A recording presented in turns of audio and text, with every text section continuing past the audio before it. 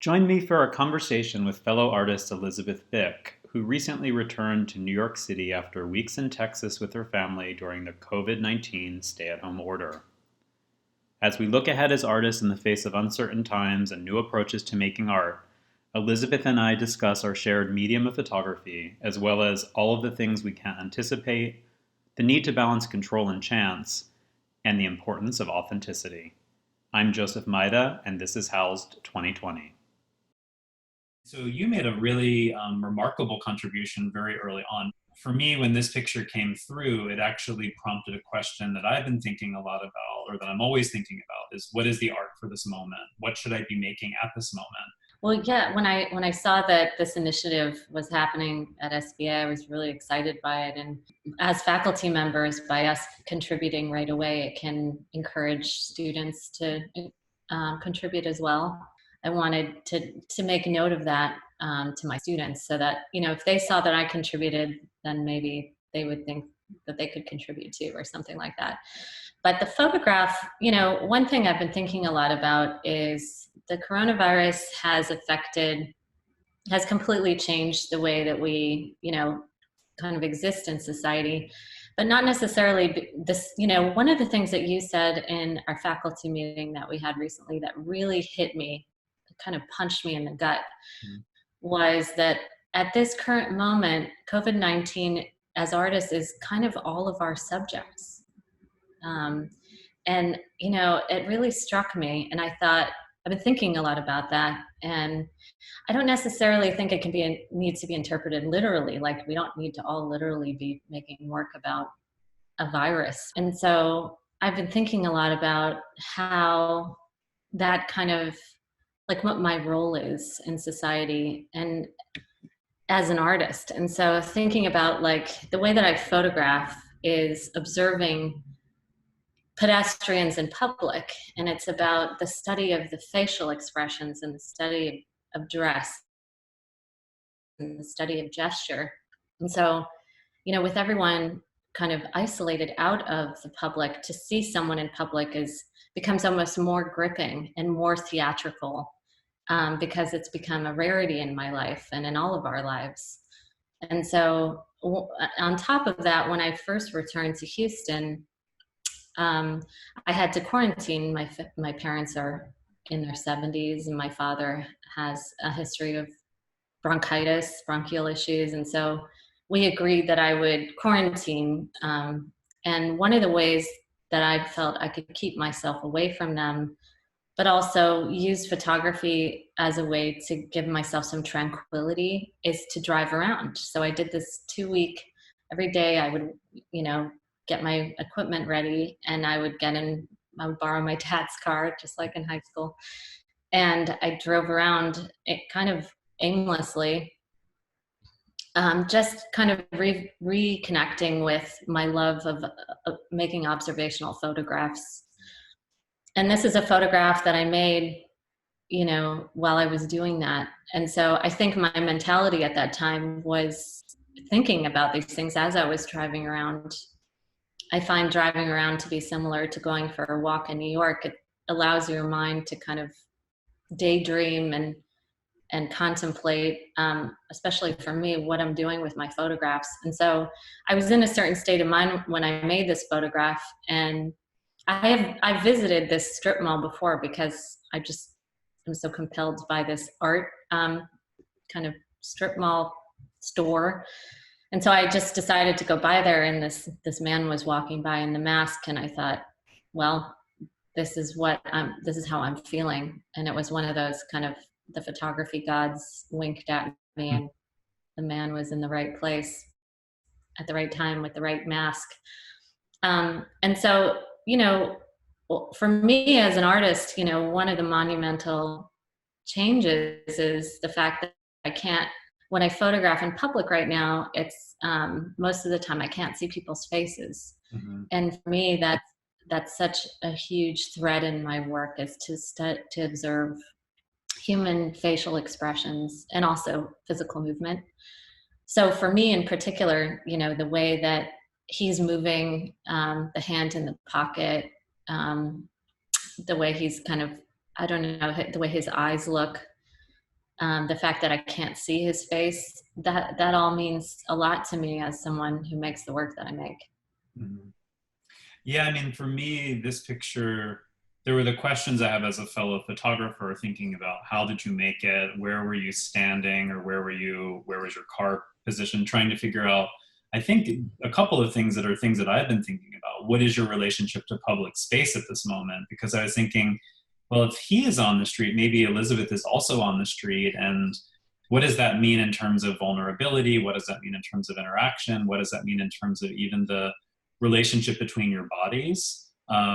Or then thinking, are you in a sort of different, are you not in the same public space that he is? Is there kind of a distance? Are you shooting from the car? So I was thinking about all of these things about point of view, and but maybe most importantly, was I was thinking about the idea of new art. And so something I wanted to ask you about this notion of your own practice, because obviously there's relationships between what you've done all along and what we see in the picture. And seeing the words new art, this picture has a relationship to things that you do. So I look at this picture and understand it as your picture immediately because of the figure, because of the gesture, because of the attention to body language. But the idea of new art raises a question of, is your practice change? Have you made shifts in terms of what you're thinking about or how you're looking or how you're even thinking about your role as an artist and even your role as an educator because of the circumstances we're all faced with? Yeah, I mean, in every single way. I also wanted to mention that I made that picture from the car window, and I used a 50 millimeter lens. I don't know if that helps. It helps a lot, actually. So you're quite close.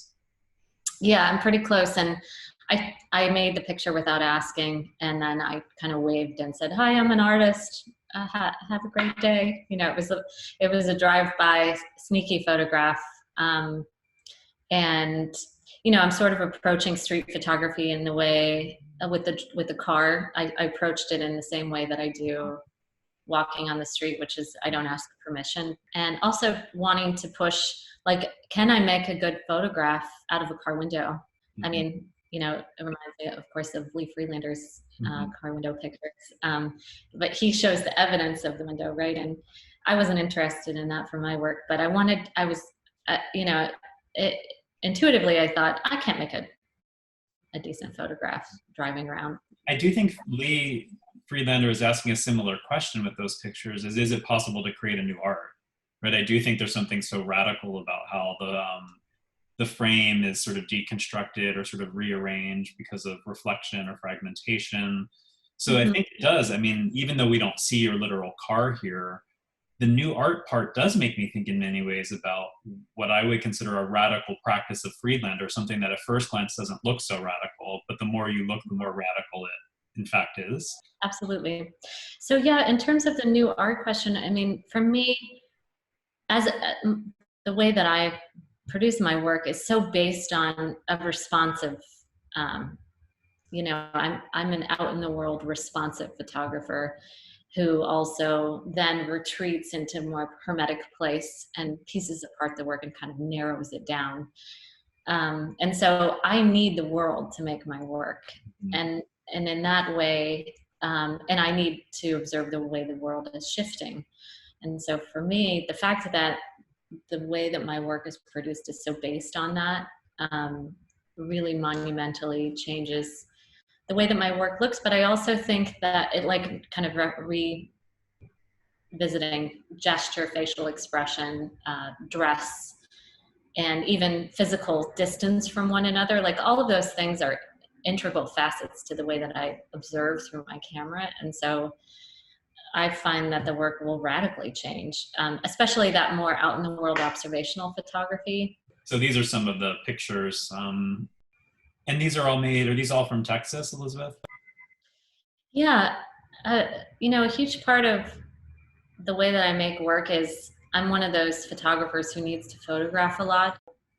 With these images, it was a way for me to process the visual cues of the coronavirus. So the white tent for me is like this kind of emblem of what we see. We immediately now connect it to the virus. So what are things that we can, like these this visual, photography is its own visual language. And so what are the visual cues of the virus and how it's had an impact on society? And so I was thinking with these images, what those are, and it was just a way for me to kind of clarify how I wanted to produce something that responded to this new reality.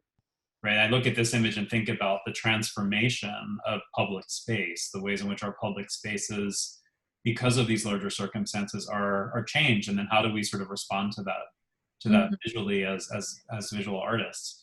You shared with me another folder of images. I'm going to back here a bit because I'm making a presumption from the titles here that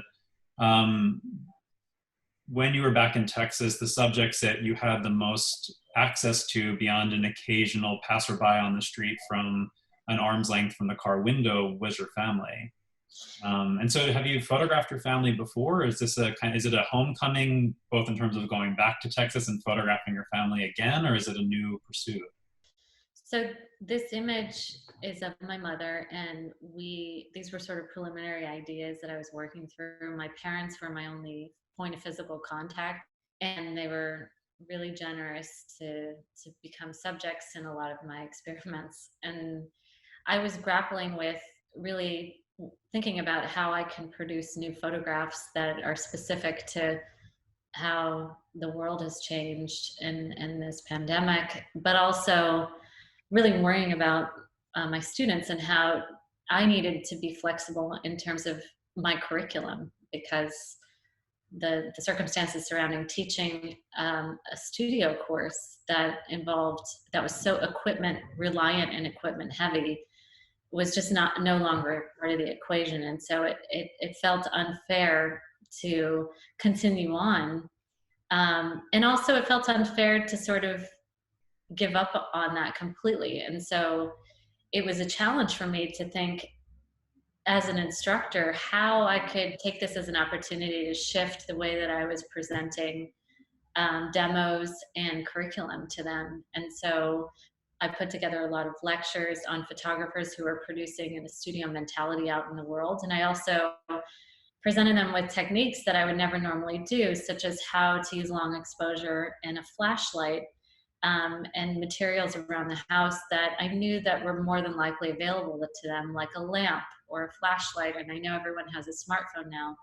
And so one of the exercises that I was working on in preparation for one of our sessions was using long exposure and an iPhone flashlight or a found flashlight at home.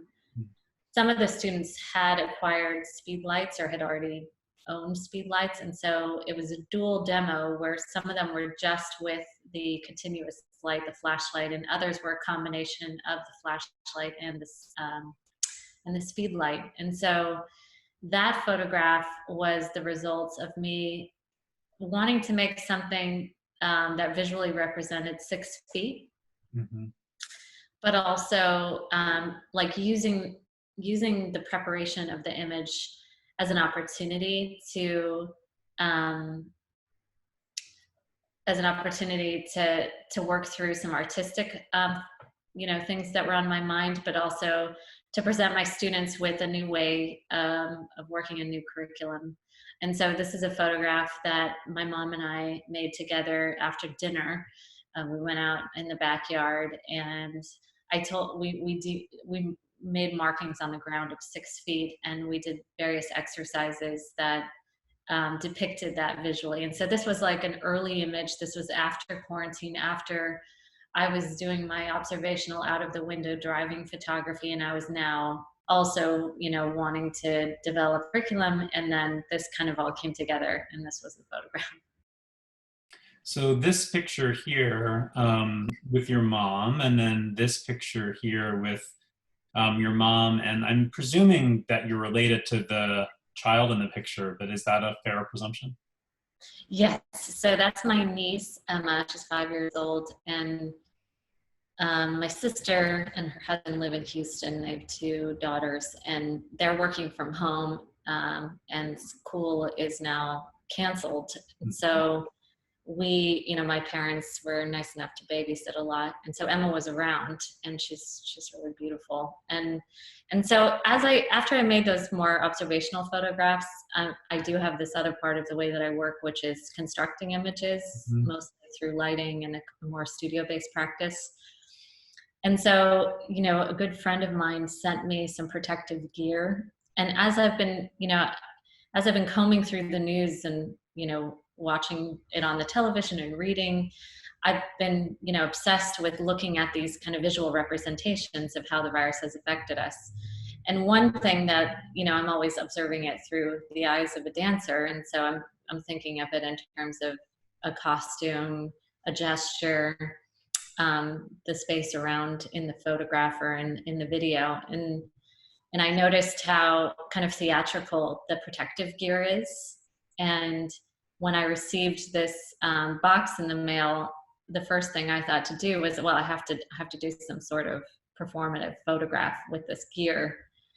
And so that's how this picture came about. I wanted to make something that reminded me, or sort of spoke to the fragility that children, the position they're in right now. And my family is going through a lot with, there's 5 grandkids, and so they're all, across my family, and I'm pretty close to everyone, and just the impact that that's had on my 2 sisters, and how we've all really come together. And so I don't know how to really explain this image, but it was just something that I asked my parents to do. And this was the sort of soft request before the next series that I sent you. Yeah, which let me see if I can pull those up for us. I was like warming them up with this picture. In terms of your practice, did you start by photographing your family way, way, way back when we were both, starting out as photographers? So often the family is the first subject because that's who was around, right? Did you make pictures of your family when you were first starting to develop as an image maker, as a photographer? No, I didn't. At first, it was the last thing I wanted to photograph. When I was in undergrad, I was photographing. I did this. My first big project was voodoo rituals in New Orleans, so it couldn't be more opposite from photographing my family. But the first time I started photographing them was actually when I decided to apply to Yale for graduate school, and I really wanted to show different gestures in space, and that was the first time I asked them, and I actually made work for my application, and that was the first time that I included photographs of my parents. I think I was home and trying to make something. But this is then, in a sense, a homecoming then, not only in terms of your return to Texas, being with your family, but this idea of returning to photographing your parents, something that you did when you were making your application to Yale. Yeah. And yeah, I mean, again, they've always been on the periphery in terms of how I make work. It's not something that I ever show. And I would say that's really important to me, is actually to have photographs that people don't see. They're actually just for me to work through, especially in our time where I think there's a lot of, need to share a lot. Right. I find it to be really valuable for me to have these kind of private images that I make. And so it actually, this is the first time anyone's looking at these images. And I think under normal circumstances, I wouldn't really show these to anyone. But after we made that one photograph, I had this idea that I wanted to create some choreographed piece that depicted like a performance of COVID-19. And I knew that I had to dress my parents up in sort of the emblematic COVID-19 costume. And this is how I personally see it. Just when I see people dressed like this on the news, something like physically happens to me. It's just such an intense representation of the illness. And it just really represents like crisis, in my opinion. And so I wanted to take that into a performance photographic space. And so I often use this parking lot that you're seeing here. When I go home, we go here a lot and we do different choreographies. Sometimes with just them, sometimes with people that I hire, sometimes with my mom's tennis friends and her. Like, we do it a lot. And so I wanted to make this as kind of my final work. I made this really recently, like last week. And we went back to this parking lot that I love. I love it because the floor looks like the wall, or Mm. the cement is all the same. It's actually really hard to find places that have that. And so I just choreographed. I instructed them. I want you to stand together. My dad brought his measuring tape. I said, measure 6 feet apart. Place the measuring tape on the ground. I wanted my father, who's the more vulnerable one to this illness, to go down on the ground and physically. He's also almost 6 feet, so I wanted him to physically show 6 feet as a distance, but also 6 feet um, is the way that we refer to burying someone, and so it was a bit of a double entendre to me. And then I wanted, a gesture of my mother reaching out, and then I wanted him to kind of rise back up, and then for them to kind of circle around in a dance. And so that's what we did, and we did it in a matter of 10 minutes because we were worried the security guard was going to kick us out again, and then we went home. I do in this work in particular think a lot about you as the maker. I mean, I guess in all of your work, I think about that, but there's something about the vulnerability of these two subjects. There's something about the fact that these two subjects are your parents, and that they're asked to perform for their child, who then has to bear witness to this performance, that for me gives the series a very heightened poignancy. And I find it to be very moving too. Thank you. Yeah, it was emotional to make it, and I was talking to my mom about it, and I do have to mention my parents are not, they have no connection to art, or they don't make art. They love my photographs, but they have no experience in performance, and I think that I love that about the fact that they're so willing to support me in this way. Mm. It means so much to me. And I would say, yeah, I mean, I allowed myself to kind of go there with this work, and I knew that it was, I mean, for me, it was intense photographs to make, but I wanted to make something in a way that I know how to make, that contributed some visual reaction to how I was feeling at the moment. And this was the best way that I felt like I could do it. So Yeah, and I mean, I do think we're all feeling more vulnerable than we ever had. We're all much more aware of questions of mortality, and it's so impressive to see this group of images that they have a coolness. At first, when I looked at them, I felt the kind of coolness of the cement wall, the coolness of the protective gear, but then there's another kind of almost paradoxical intimacy and vulnerability that doesn't seem like it can coexist in this space, but somehow it's there. I'm so happy to hear you say that. That's why I ended with that last image. I mean, my parents have been married for over 40 years, and they are each other's lives. And so, This final, right? Because I think there's also this idea of what's the first image, what's the final image, and I thought this is it definitely creates a very specific point of view.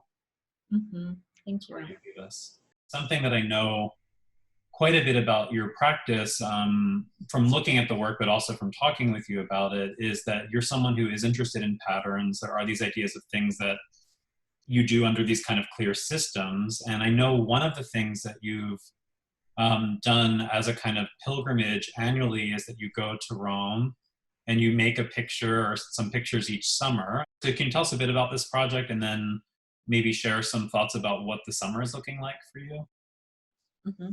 So I began this project 6 years ago. I was doing a summer residency in Rome, and I was walking around kind of trying to figure out what it was I wanted to make. And when I revisited the Pantheon, which I studied abroad in Rome for a whole year, and so I was familiar with the city, and it was so incredible to be back there in this new chapter in my life.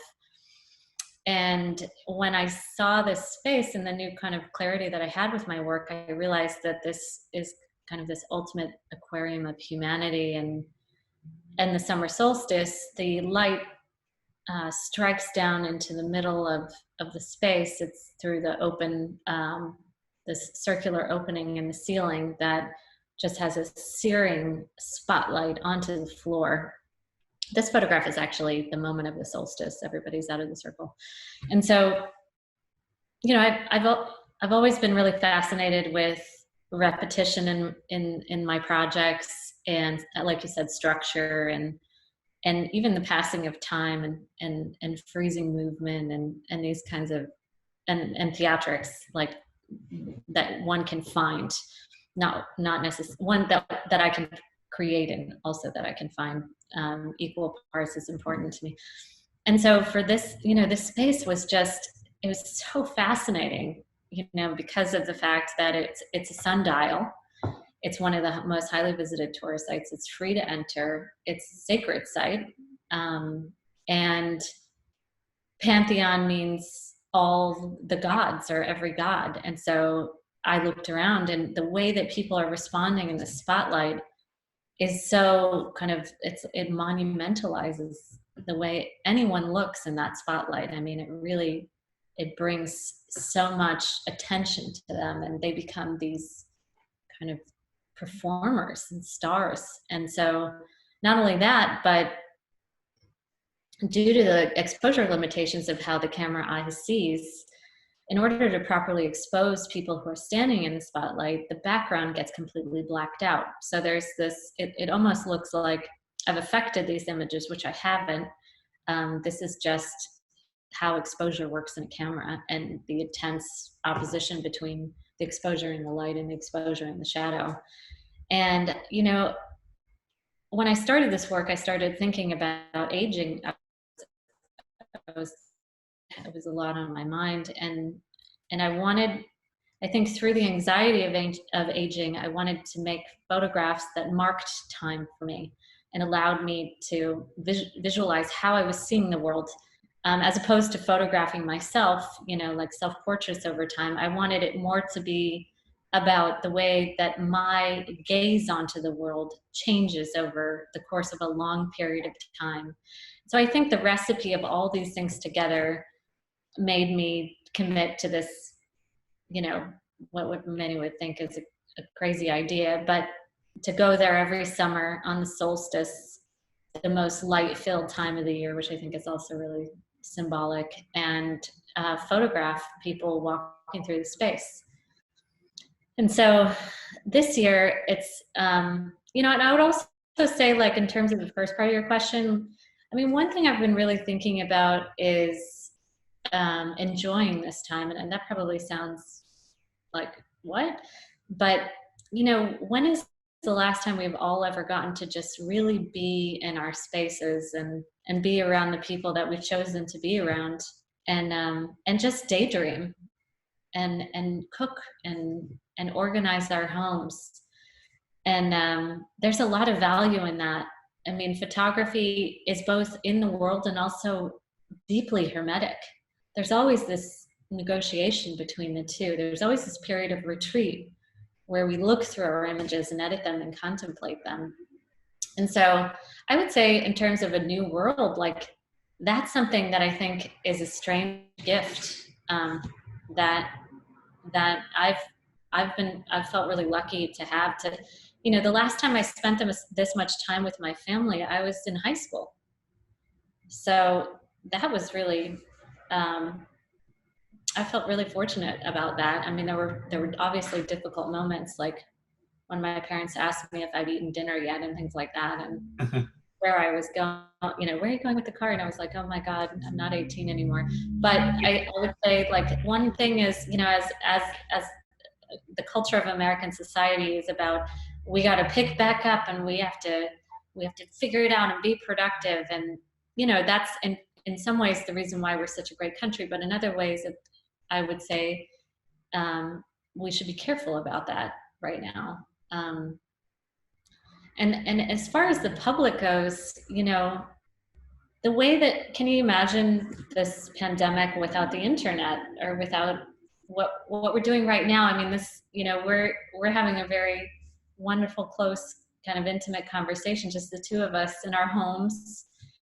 And that's just not something that would happen, without this crisis. And now we get to take this and put it out into public, and so the public becomes that apparatus. And so I guess, for what I would say for students, is like really considering what the public is now and what's possible with these new public apparatuses. So like one of my sophomores, Soleil Romano, is making portraits through Zoom, Hmm. where she gets together with someone and she actually tells them where to put the lights, and she creates a studio set by directing them and by saying, do you have a flashlight? Can you go grab it?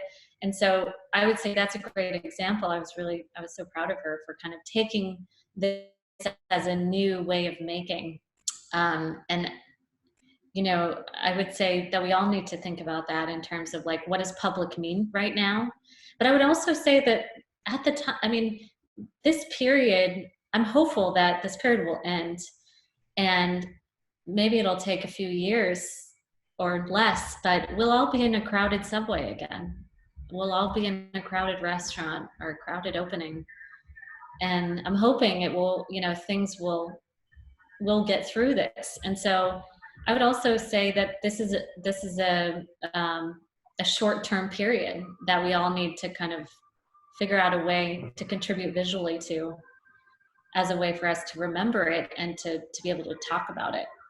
Yeah, I think it's so. I mean, that's why it's so exciting to have this conversation with you, because even for me, not just in terms of my practice, but in terms of colleagues and friends and relationships, for us to not forget what we've actually gone through, right? And even though, we're in our separate spaces right now, normally we could have got together and had a conversation and recorded it. Right now we have to be separate, but it is a way to have some sort of record that we return to, which is very much the reason for Housed 2020, was the idea to create something that we could look at later. We don't have to decide what it means right now, but at least we're making stuff, we're using visual language, we're having conversations like this, and that hopefully we can, when things return to something that we might call our previous understanding of normal, we don't forget the lessons that we learned, or those sort of moments that we were able to be contemplative that we normally are not. It is so interesting looking at your work from Rome, because when I look at projects like this, I think about the beautiful relationship between the present and then the long past, and how the future is really nothing more than an accumulation of all the past moments with the present, which gets us to the next step. So it is so interesting to think about your work in this moment, not just the new work that you're making, but the work that you've always been making.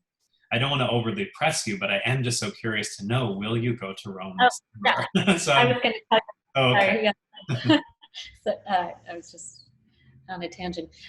So Rome is shut down right now. I have friends there. I've developed some great friendships the years that I've been there.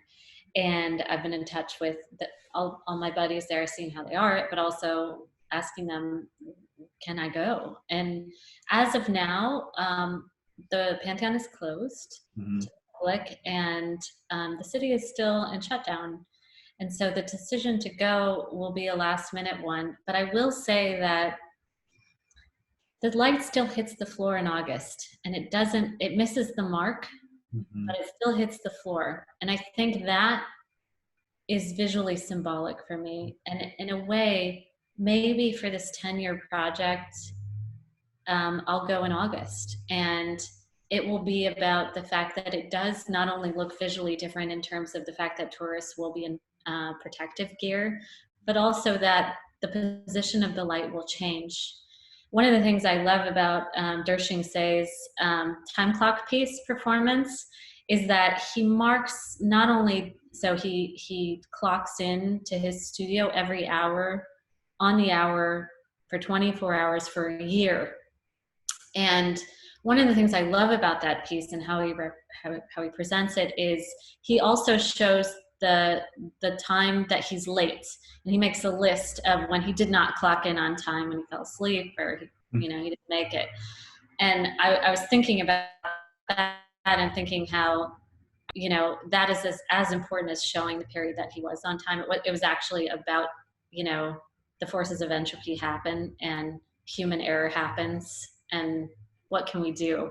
And so I wonder whether this year it would be okay for me not to get there by June 21st and to get there in July or in August. And I still plan to go, but it's going to be a really last minute decision because of the fact that Rome is so shut down still.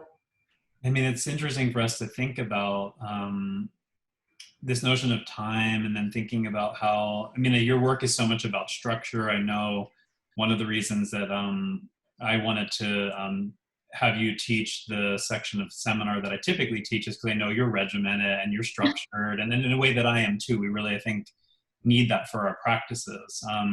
But there is such a beautiful lesson here to think about what happens when the system can't continue as the system continues. So we break the rules, or we create a new set of rules for a new set of time or new set of moments. So it is kind of a nice thing to think about that even in this project that has such clear parameters, you've already figured out a beautiful way to allow the rule to change if it needs to, if it has to. Because sometimes the rules change because they change, right? We can't control everything. And there's so much beauty and surprise. When I'm looking one more time at your Every God pictures, there is so much beauty and surprise, and not the things that you just control, but actually the things that you don't control, right? The gifts from the gods, in a way, the things that, for as much as you anticipate, they're those things that you could never anticipate. Could you anticipate a group of people with their arms in the air at that particular moment? You can anticipate so much. You can anticipate the light will look this way, the drama will be this way, there'll be some tourists, but I think it's all the things that we can't anticipate that feel like the biggest gifts. Oh, I love that. Yeah. It has to have equal parts control and chance. It has to, at some point, I have to let go and allow these performers to enter into into my frame. Mm-hmm. And that's the part that I'll never be able to control. I'll never be able to control who decides to go to the Pantheon this year, and whether they even step into the light. A lot of people don't. And so there's this perfect moment between us that they're not even aware of, that I'm so thankful for. And that's, why I keep making the work, in a way, because I'll never make that perfect picture. The amount of photographic material there is overwhelming, and it's moment to moment. If you don't get it in that 1 second, they take their hand down and they walk away. I mean, it's very fast paced. And so it's about my mentality, my ability to focus for 3.5 hours every day and really stand there and stare and quiet my mind. And it's also about fate, like who walks into that space. And so for me, I mean, this whole situation with this year is sort of, I'm thinking of a plan B already. Like, what can I do that can contribute to the project in a way that shows that something was off this year, and hopefully only this year, but I still was able to get there, make photographs, maybe July 21st or August 21st, as a way to commemorate the fact that I wasn't able to be there. It makes me very excited to see what that is. I mean, I'm a fan of this project, as you know, but I am really excited now, really anticipating what that will be. And it's even in a way thrilling to kind of think about the fact that you can't know until the 11th hour. In some ways, it'll be an 11th hour decision. It really will, but I'll keep you posted. Yeah, please do. Although my work will radically change, it also has reaffirmed things that will never change in my work, that can thread through any period. And that is something that's kind of unshakable. And that's been, it's been really kind of reassuring for me. And so I think, the fact that you've created this Housed 2020 and provided so much support to our department is something that everyone should be participating in, through this kind of new authentic capability that we have. Because we're all online and Zoom, in one way we've become closer, because the sort of the stage of the classroom is no longer there, Mhm. and that kind of conduit has been dissolved. Yeah, And we're kind of so, equalized in a way, aren't we, with our students? In a way, we're in our spaces, they're in their spaces, and there's not a front of the classroom to stand at. There's no lectern. There's no teacher station, really, in the same ways that we might think about it spatially in a classroom. yeah, and there's just so much humanity in that, I think. And I would just, you know, have people, I would just want to leave kind of with that sentiment that in a lot of ways, we've all become more vulnerable to one another, and the allowed to be more authentic in the way that we're experiencing this. And there's so many new ways that we can come together through the technology as makers that seeing what you and what everyone else makes through this, because everyone's going to have a really unique lived experience. And so I think that will be really fascinating too. Agreed. Well, it's been really nice to talk to you, not just to talk about your work, but also just to connect, because I think these connections seem so meaningful at this time. You I know, agree. for two people who are maybe not the biggest FaceTimers, right? It's kind of nice. It is really nice to see your face. You too. You too. Thank you so much for having me. It was a pleasure. Thanks, Elizabeth. Good luck. I look forward to seeing you in person soon. You too. Okay. Take care. Bye.